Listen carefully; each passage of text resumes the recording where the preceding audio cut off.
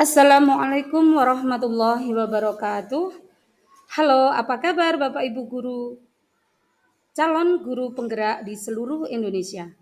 Perkenalkan, saya Wahidatun Nikmah, SPDI, Guru Pendidikan Agama Islam SD Negeri Sukodadi II, Kecamatan Kaboh, Kabupaten Jombang. Izinkan saya untuk memaparkan hasil aksi nyata saya, modul 1.4 tentang budaya positif.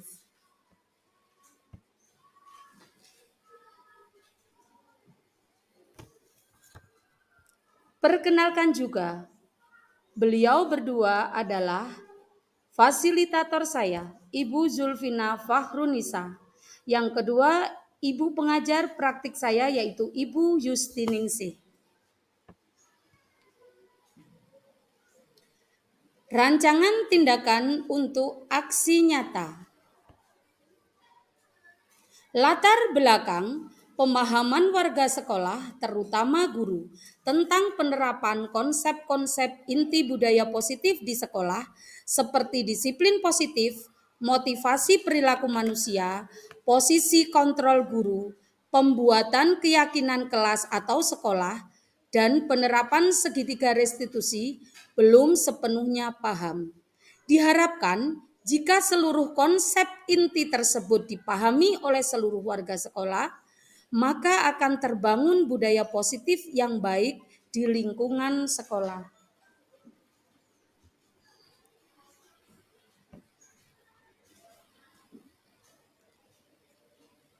Tujuannya, meningkatkan pengetahuan dan pemahaman tentang budaya positif, terbentuknya motivasi intrinsik pada murid dengan pembuatan keyakinan kelas atau sekolah, mewujudkan pembelajaran yang menyenangkan dan berpihak pada murid, mengajarkan murid mencari solusi dari suatu permasalahan, dan yang terakhir, menumbuhkan budi pekerti yang baik, tanggung jawab, disiplin, mandiri, dan komitmen. Tolak ukur dari aksi nyata saya adalah yang pertama, terlaksananya diseminasi konsep inti budaya positif di sekolah. Yang kedua, terbentuknya keyakinan kelas melalui kegiatan kesepakatan kelas yang dilakukan guru dan murid tanpa paksaan atau tekanan. Yang ketiga, murid dan guru konsisten dalam menjalankan keyakinan kelas yang sudah disepakati. Yang keempat, terlaksananya penyelesaian masalah murid menggunakan segitiga restitusi.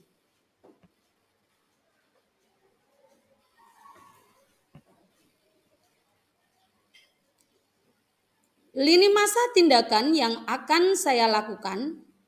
Yang pertama, berkoordinasi dengan kepala sekolah untuk meminta izin melaksanakan diseminasi. Kemudian berkolaborasi dengan teman sejawat. Yang ketiga, melakukan diseminasi konsep inti budaya positif. Yang keempat, memberikan penjelasan kepada murid mengenai keyakinan kelas. Yang kelima, membuat keyakinan kelas bersama murid. Yang keenam, bersama murid menandatangani keyakinan kelas. Yang ketujuh, mempraktekkan segitiga restitusi. Dan yang kedelapan, menerapkan keyakinan kelas dan restitusi secara konsisten dan berkelanjutan.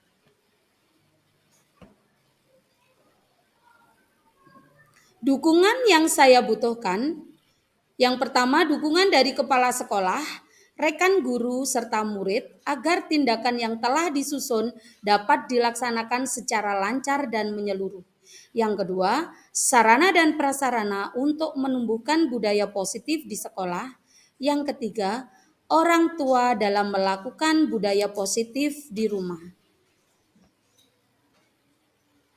Berikut ini merupakan kegiatan diseminasi di sekolah mengenai penyebaran pemahaman dan pengalaman budaya positif. Ini langsung saja, jadi ini materinya. Selamat datang para guru hebat. Mari belajar bersama, berkolaborasi, saling mendukung demi terwujudnya budaya positif di sekolah kita tercinta SDN Sukodadi 2.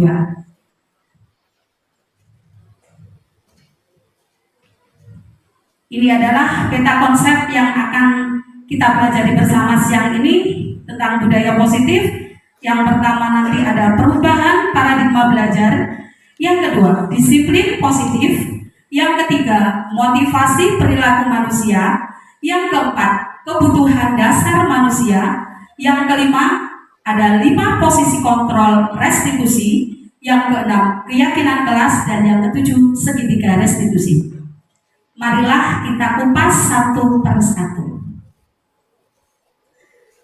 Sebelum saya kupas dari peta konsep yang tadi, di sini perlu kita ketahui budaya positif. Mungkin Bapak Ibu sering sebenarnya melihat atau menyaksikan anak didik kita, murid-murid kita melakukan budaya positif. Tapi kita tidak sadar, kita belum sadar kalau itu disebut dengan budaya positif. Jadi budaya positif merupakan perwujudan dari nilai-nilai atau keyakinan universal yang diterapkan di sekolah. Jadi sebelum di sini budaya positif ini mungkin diangkat ya, kita mungkin sebagai Bapak Ibu guru yang sudah lama mengajar ini sudah merasakan. Lanjut. Pembelajaran pertama yaitu tentang pembelajaran dengan paradigma baru. Apa sih yang dimaksud pembelajaran dengan paradigma baru? Yaitu pembelajaran yang berorientasi pada penguatan kompetensi dan pengembangan karakter yang sesuai dengan profil pelajar Pancasila. Jadi di sini murid-murid kita kembangkan, kita asuh, kita tuntun, kita bimbing, kita didik kompetensinya, ya, bakatnya, minatnya sesuai dengan profil pelajar Pancasila yang tidak lain. Ada berapa Bapak Ibu profil pelajar Pancasila? Ada 6. Yang pertama, beriman dan bertakwa kepada Tuhan yang Maha Esa dan berakhlak mulia. Yang kedua, berkebinekaan global. Yang ketiga, gotong royong. Yang keempat, kreatif. Kelima, bernalar kritis. Yang keenam, mandiri. Alhamdulillah Bapak Ibu semua sudah bisa, hebat. Tepuk tangan untuk kita semua. Sudah hafal profil pelajar Pancasila. Lanjut di sini. Yang kedua itu tentang disiplin positif. Dalam budaya kita, makna kata disiplin telah berubah menjadi sesuatu yang dilakukan seseorang pada orang lain untuk mendapatkan kepatuhan. Kita cenderung menghubungkan kata disiplin dengan ketidaknyamanan. Betul Bapak, Ibu? Iya. Kalau kita dengar kata disiplin pasti sudah aturan. Saya harus patuh. Saya harus mematuhi atasan saya. Itu mungkin yang ada di pikiran kita.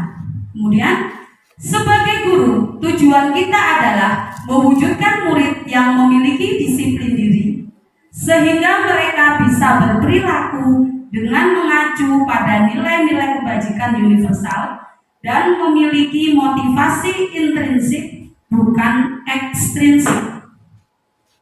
Nah, dari ini kemudian bisa kita simpulkan disiplin positif adalah suatu pendekatan untuk menerapkan disiplin dari dalam diri murid tanpa hukuman, ancaman, dan hadiah. Jadi di sini murid bisa berdisiplin dirinya sendiri tanpa embel-embel hadiah, terutama tanpa embel-embel kita ancam dan tanpa adanya hukuman dari kita. Jadi kita harus sudah merubah ini semua. Yang mungkin zaman dulu saya juga mengalami ya, dulu jadi seorang murid, kalau diajar namanya guru zaman dahulu pasti menghukum dihukum. Kalau nggak bisa, berdiri di kelas. Kalau nggak bisa, lari keliling lapangan 2 kali. Nah, mungkin seperti itu adalah zaman dulu. Dan pendidikan zaman sekarang yang diterapkan di kurikulum Merdeka adalah membuang itu semua. Jadi kita kepada murid itu kita kalau bisa kita mendekatkan atau pendekatannya yang positif, ngandani, memotivasi, mungkin seperti itu.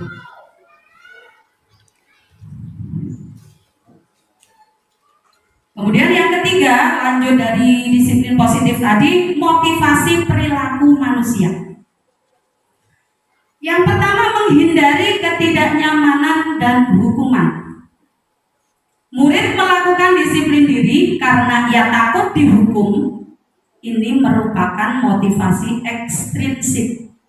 Jadi murid kita itu biasanya dia taat terhadap aturan, manut karena motivasinya itu adalah timbangannya aku dihukum. Lebih baik saya tak manut Bapak Ibu Guru. Mungkin seperti itu. Itu adalah motivasi ekstrinsik yang masih diberikan oleh Bapak Ibu gurunya. Jadi belum tumbuh dari dalam dirinya.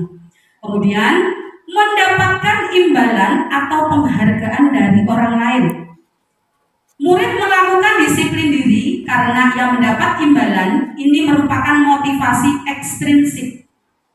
Ini biasanya juga di saat kita terima rapot ya, murid kita jadi juara, dapat peringkat, Bapak Ibu gurunya sering memberikan hadiah, reward. Nah, ini sebenarnya adalah ini malah sesuatu yang tidak baik untuk murid kita. Dan itu termasuk juga motivasi ekstrinsik, bukan dari dalam muridnya. Jadi mereka mau belajar itu pasti dengan angan-angan, oh aku tak sinau bijiku api, aku kok mesti dipanggil hadiah karo Bapak Ibu guru. Nah, mungkin seperti itu. Kemudian selanjutnya menghargai nilai-nilai kebajikan diri sendiri. Ini yang ingin kita timbulkan, kita tumbuhkan dari murid kita adalah yang ini. Murid melakukan disiplin diri sendiri karena sadar akan nilai kebajikan dirinya. Ini merupakan motivasi intrinsik lah. Inilah Bapak Ibu semuanya yang akan kita kembangkan, akan kita wujudkan di dalam diri murid-murid kita semuanya. Jadi murid itu adalah suatu keunikan tersendiri dari mereka, punya bakat dan minat masing-masing yang harus kita gali, yang harus kita tunjukkan mereka bisa. Ini loh karakter anak-anak kita. Jadi semua murid itu tidak bisa diberlakukan sama. Jadi mereka mempunyai keunikan sendiri-sendiri. Jadi di sini kita harus bisa menumbuhkan dari dalam diri murid itu adalah kesadarannya sendiri. Jadi mereka mau belajar rajin itu memang dari dalam dirinya sendiri. Oh iya, kata Bapak Ibu guru, itulah aku mau belajar rajin, nantinya pasti saya bisa jadi orang yang sukses. Jadi itu bisa tumbuh dari dirinya sendiri tanpa kita memotivasi, ancaman, hukuman, bahkan reward atau hadiah tersebut. Konsep disiplin dengan identitas yang gagal, ini Bapak Ibu guru perlu kita perhatikan. Jadi mungkin ini dulu kita semua pernah mengalaminya ya, semua pernah mengalaminya ini. Hukuman kita pasti semua ini guru pernah mengalami menghukum muridnya, nggih Pak Mboten? Nggih. Hukuman itu menyakitkan. Jadi mereka yang kita hukum tanpa kita sadari, mungkin mereka itu di rumah sakit hati kepada kita, tapi kita tidak sadar. Kemudian yang kedua, mereka tidak nyaman, yang jelas ini ya. Yang ketiga, murid menjadi takut. Mungkin kalau lihat kita langsung duduk diam gitu, karena takut kena hukum. Yang keempat, memaksa. Jadi hukuman itu sangat memaksa. Yang kelima, murid menyembunyikan kesalahan. Jadi di sini kalau ada hukuman, biasanya kalau murid melakukan kesalahan, itu mereka malah lebih menyembunyikannya. Mereka tidak jujur karena takut diapakan Bapak Ibu? Dihukum, betul. Jadi takut dihukum, akhirnya mereka tidak mengakui. Nah, ini tadi siapa yang menumpahkan es di kelas? Tidak tahu, Bu. Padahal ini si A yang menumpahkan, tapi karena dia takut, mungkin takut dihukum oleh bapak ibu gurunya, akhirnya dia bilang, tidak tahu Bu, biar aman. Jadi itu mode aman. Itu kita termasuk juga di sini mengajari anak untuk jadi orang yang tidak jujur, itu secara tidak langsung. Kemudian murid menjadi rendah diri atau minder, akhirnya mereka nggak pede. Setiap apa, kalau apalagi belum mengerjakan PR, belum apa, berangkat sekolah, atribut nggak lengkap, mereka udah, pasti deh dapat lagi nanti aku hukumannya. Mungkin seperti itu. Jadi kita di sini meraba-raba, kita merasakan apa yang dirasakan oleh murid-murid kita, sehingga kita bisa merubah pola pikir yang zaman dahulu ke zaman yang sekarang, yaitu filosofi Ki Hajar Dewantara dengan sekolah yang berpihak pada murid dan memerdekakan murid. Kemudian identitas gagal selanjutnya yaitu penghargaan, pemberian penghargaan atau reward atau hadiah dan semacamnya yang mungkin biasanya Bapak Ibu berikan kepada anak didik kita, pada murid-murid kita. Itu yang pertama, tidak efektif. Tidak efektif karena salah satu dapat, satunya juga tidak. Jadi tidak semuanya kan juga. Yang kedua, merusak hubungan, sifat iri. Ini pasti tanpa kita sadari. Kalau anak kan nggak sama, nggak semua kita tahu hatinya itu bagaimana. Mungkin yang satu dikasih karena dia bisa, ikut tok sing dikei aku gak, wis aku mau ngocoin ya. Mungkin dari situ timbul iri. Kemudian selanjutnya mematikan kreativitas anak. Anak akhirnya tidak kreatif karena hanya monoton kan ya, melulu. Itu terus, karena kan dengan seperti itu dia berbuat seperti itu akan mendapat hadiah atau penghargaan. Kemudian menghukum dengan sistem ranking. Nah ini tadi juara 1, ranking 1, ranking 2 dan selanjutnya itu ternyata tidak efektif Bapak Ibu Guru. Jadi sangat-sangat untuk harus kita hindari untuk pendidikan yang zaman sekarang di kurikulum merdeka ini. Kemudian merampas hak menghargai dirinya.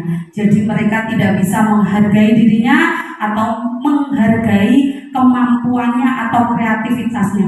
Aku loh sakjane senengku loh iki, tapi bapak ibu guruku loh ngomong aku loh sinau iki. Nah, itu secara nggak langsung di situ tadi yang mematikan kreativitas dan tidak menghargai kemampuan yang ada pada dirinya sendiri. Konsep disiplin dengan identitas sukses, ini yang kita harapkan Bapak Ibu. Jadi yang kita harapkan mendidik anak-anak di sekolah, di lembaga, di pendidikan ini adalah dengan identitas sukses kepada murid-murid kita. Konsekuensi ini biasanya penguatannya jangka pendek. Kemudian perlu monitoring berkelanjutan, jadi harus diawasi terus oleh kita semua sebagai pendidik, sebagai guru. Kemudian kita juga harus terus memberi stimulus atau rangsangan sehingga mendapatkan respon dari anak. Yang selanjutnya, murid menghormati peraturan. Dengan konsekuensi tadi pasti murid akan menghormati tata tertib sekolah yang ditetapkan. Yang selanjutnya di sini tapi murid kehilangan waktu untuk merenungi kesalahan. Jadi mereka tidak bisa merenungi kesalahannya karena mereka memang harus hormat dengan peraturan yang ada. Itu dari konsekuensi. Tapi di sini konsekuensi lebih bagus, masih lebih bagus daripada pemberian hukuman dan penghargaan. Identitas sukses selanjutnya yaitu restitusi. Dengan restitusi ini, murid bertanggung jawab untuk perilakunya. Jadi kita mengharapkan dengan kita menerapkan restitusi ini, murid bisa bertanggung jawab dengan perilakunya, apa yang sudah dilakukannya, apa yang sudah dikerjakannya. Kemudian fokus pada pemecahan masalah jangka panjang. Jadi untuk mencari solusi kalau ada masalah, mereka bisa berpikir lebih luas. Murid menghormati dirinya dan orang lain. Di sini murid lebih menghormati dirinya sendiri dengan apa yang ia punya, dengan segala kemampuan yang ada, bahkan dia bisa menghormati orang lain dengan perbedaan yang ada. Selanjutnya, teori kontrol dirinya yang memegang kontrol. Jadi, teori kontrol di sini adalah murid sendiri yang memegangnya. Jadi dia kalau kepingin berperilaku baik, berarti dia harus bisa mengerem, memberi rem pada dirinya untuk tidak melakukan tindakan-tindakan yang bersifat negatif. Jadi kontrol diri ada pada mereka masing-masing. Yang selanjutnya, murid bersemangat memperbaiki kesalahan. Jadi dengan kita menerapkan restitusi ini, insya Allah nanti diharapkan dengan kita memberi motivasi, kita memberi arahan, dorongan, itu murid akan memperbaiki kesalahannya dan bisa menyadarinya sehingga murid bisa berperilaku lebih baik lagi. Konsep disiplin dengan pendekatan restitusi. Sebuah cara menanamkan disiplin positif pada murid. Jadi tadi saya restitusi. Apa saja restitusi? Nah, ini pengertian restitusi adalah proses menciptakan kondisi bagi murid untuk memperbaiki kesalahan mereka sehingga mereka bisa kembali pada kelompok mereka dengan karakter yang lebih kuat. Ini dari Gosen 2004. Ciri-ciri restitusi: 1. Bukan menebus kesalahan, namun belajar dari kesalahan. Jadi anak didik kita, murid kita itu bukan menebus dari kesalahan yang sudah dilakukan Bapak Ibu, tapi mereka akan belajar dari kesalahan yang sudah mereka buat untuk diperbaiki. Yang kedua, memperbaiki hubungan. Jadi di sini hubungan timbal balik antara murid dengan murid dengan Bapak Ibu guru ini bisa menjadi lebih baik. Yang tadinya mungkin Bapak Ibu guru ini senangannya menghukum, ya, dengan kita mempraktekkan restitusi ini bisa membuat hubungan Bapak Ibu guru dengan muridnya menjadi bisa bertanya kepada saya. Mungkin ada guru yang diberikan saja. Untuk lebih jelasnya kami tolong dirinci budaya positif yang bagaimana ini, yang contoh di sekolah yang perlu kita terapkan ini. Lebih rincinya gimana? Terima kasih. Terima kasih Pak Adi. Terima kasih kepada Pak Adi, disampaikan ya Pak Adi di sini. Saya sambil duduk ya, Bapak Ibu tadi sudah memaparkan sambil berdiri, jadi saya sambil duduk. Jadi di sini yang termasuk atau contoh-contoh kita menerapkan budaya positif di sekolah itu yang mudah saja. Literasi sekolah itu adalah contoh budaya positif. Anak-anak setiap pagi setelah pembiasaan, ayo nak baca buku dulu.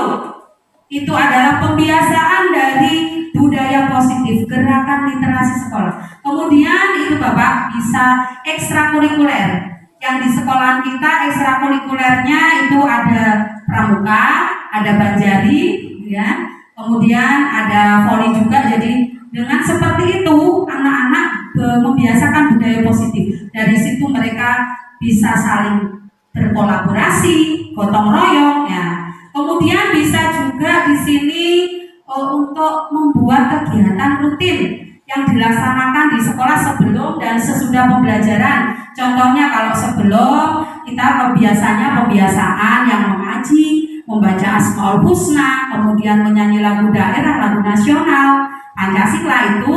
Kemudian juga yang sesudah pembelajaran itu biasa kita juga membiasakan anak-anak untuk sholat zuhur berjamaah. Mungkin seperti itu Bapak? Oke. Mungkin ada lagi? Pak Ali? Oke, monggo.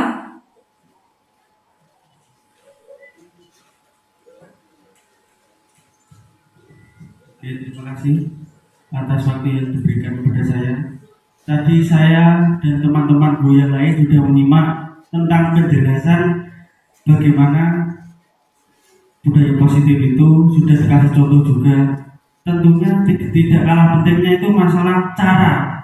Bagaimana cara menerapkan budaya positif itu di sekolah.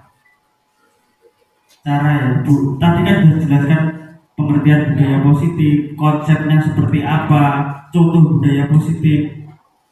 Yang belum saya mengerti tentang bagaimana cara menerapkan budaya disiplin yang positif di sekolah. Terima kasih. Terima kasih Pak Ali. Terima kasih atas teman-teman di sini ya. Saya senang sekali. Kalau belum paham bisa ditanyakan, mungkin saya bisa menjawab. Jadi bagaimana cara kita menerapkan atau membangun budaya yang positif itu di sekolah?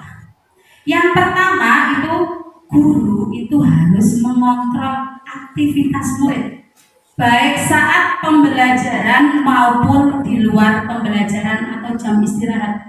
Kita harus terus mengontrol, terus kita memantau murid kita. Yang ditakutkan nanti jangan-jangan mereka melakukan hal-hal yang merugikan diri mereka sendiri dan bisa menyusahkan kita.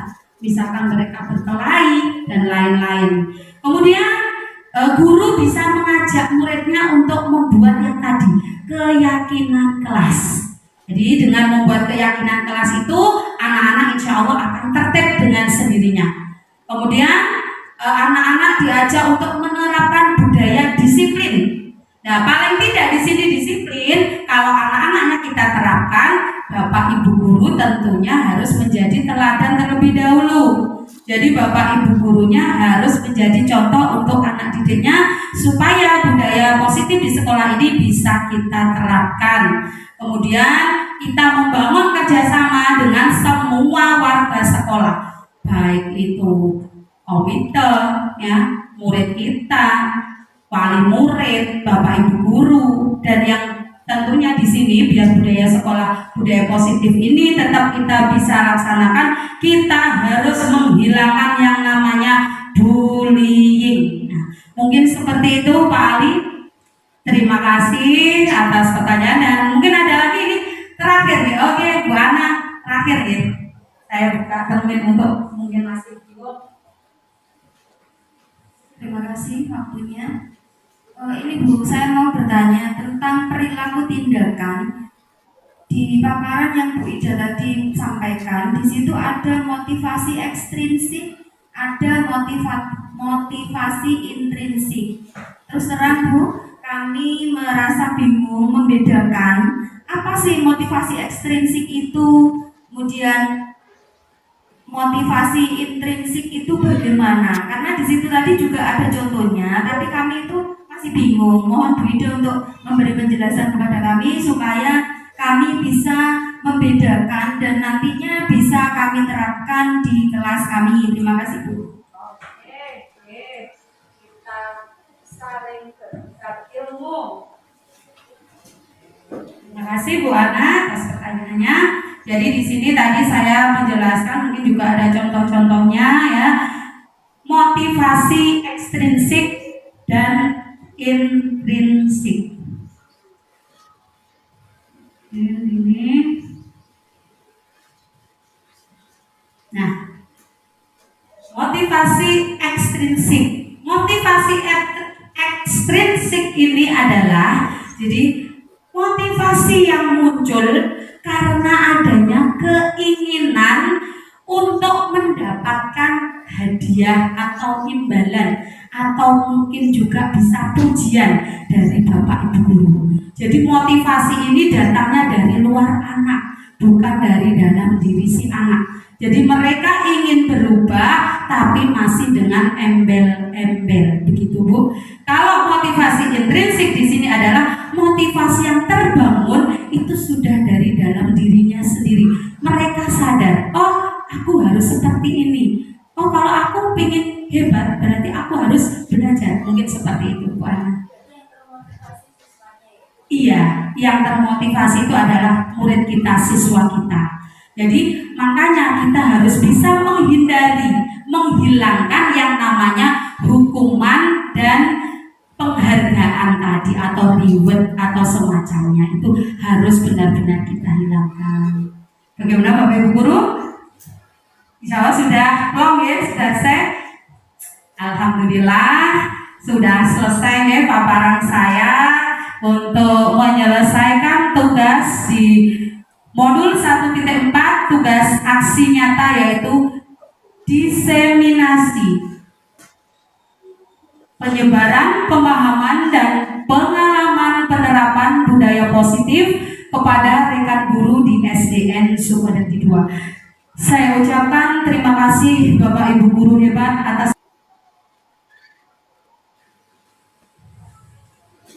Selanjutnya Langsung saja, yaitu jadi umpan balik dari teman sejawat.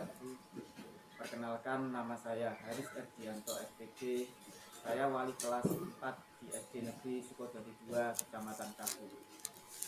Hari ini saya akan memberikan umpan balik dari diseminasi yang disampaikan oleh Ibu Wakidatul Hikmah, Sarjana Pendidikan Islam, selaku CGP Angkatan 9 Kabupaten Jombang tentang budaya positif.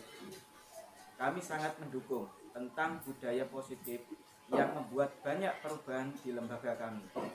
Saya akan menerapkan budaya positif dan keyakinan kelas ini di sekolah dan terutama di kelas saya, yaitu di kelas 4. Terima kasih Bu Ida atas ilmunya. Tetap semangat. Wassalamualaikum warahmatullahi wabarakatuh.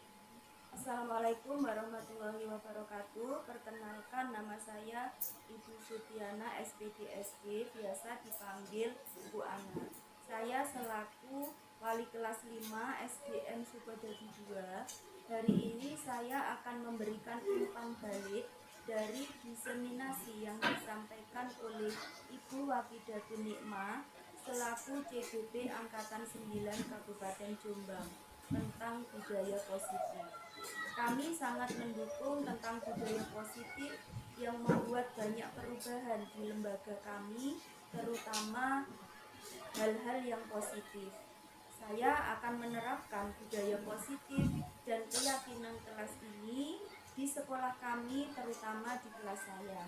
Terima kasih Bu Ida atas ilmu yang diberikan kepada kami semua. Semoga ilmunya bermanfaat bagi kami, bagi anak-anak didik kami, sehingga menjadikan SDN Sukodarjo 2 yang jauh lebih maju. Tetap semangat, saya akhiri. Wassalamualaikum warahmatullahi wabarakatuh. Nama saya Inara. Assalamualaikum. Selanjutnya yaitu pembuatan keyakinan kelas dengan murid kelas 4.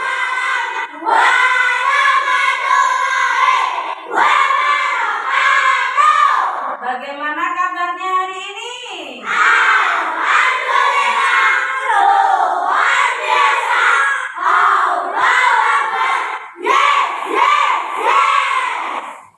Tepuk satu.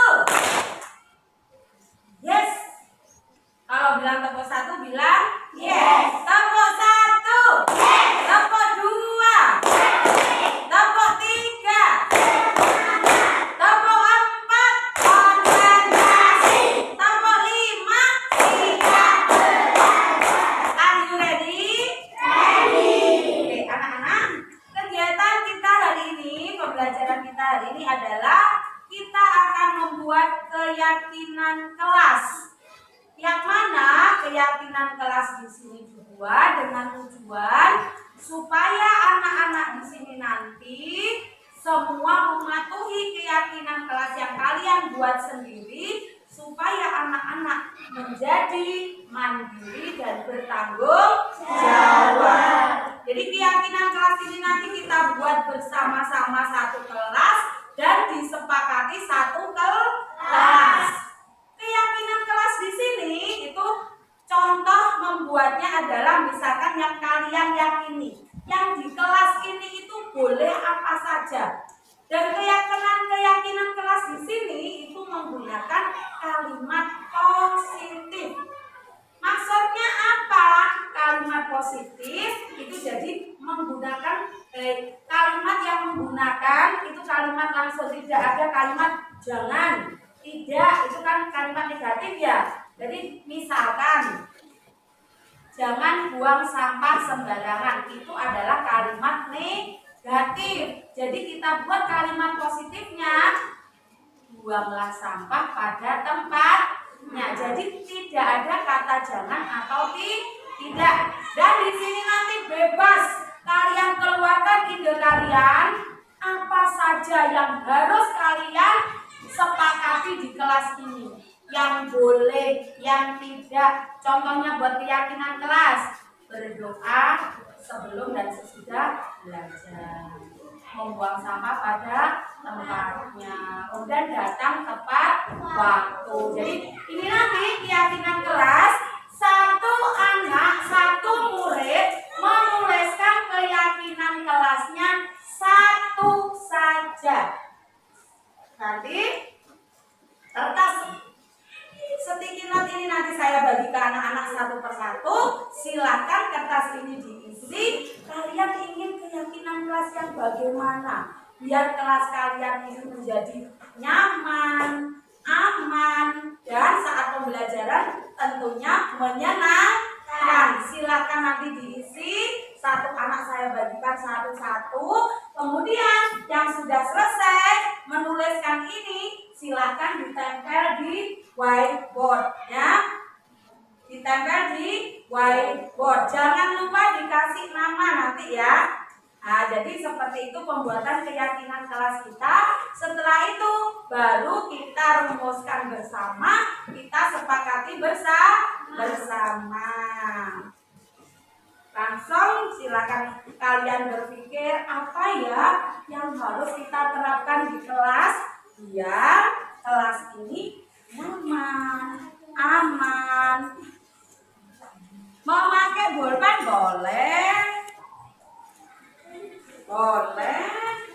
Nanti yang sudah selesai langsung ditempel di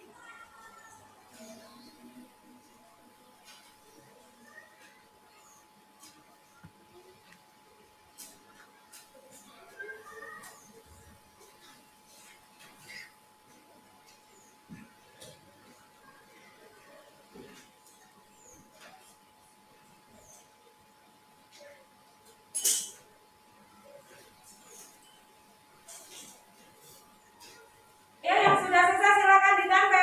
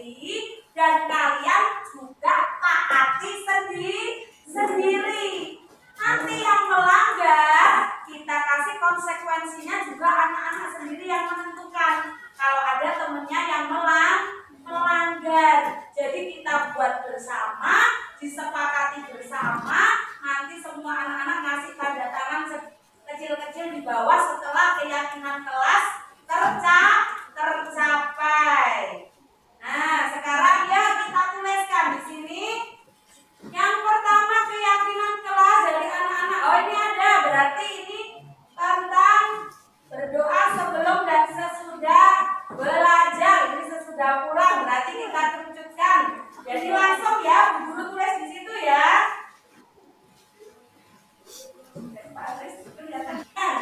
Berarti di sini berdoa sebelum dan sesudah belajar. Kita tulis. Assalamualaikum warahmatullahi wabarakatuh.